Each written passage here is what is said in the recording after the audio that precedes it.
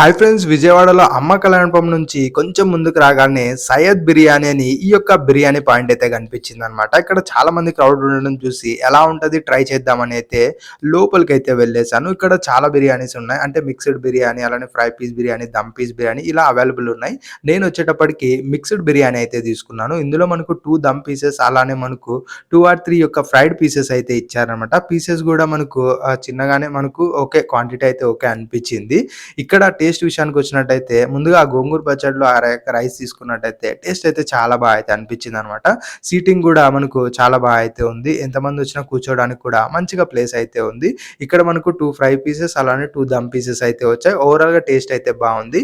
మరి ప్రైజెస్ విషయానికి వచ్చినట్టయితే మనకు ఇది వచ్చేటప్పటికి 130 రూపీస్ అయితే పడుతుంది. అలానే ఫుల్ వచ్చేటప్పటికి 150 రూపీస్ అయితే పడుతుంది అనమాట. ఓవరాల్గా బాగా అయితే అనిపించింది. ఇవన్నీ తిన్న తర్వాత ఖచ్చితంగా థమ్స్అప్ పడాల్సిందే కాబట్టి ఒక థమ్స్అప్తో ఫినిష్ చేశా.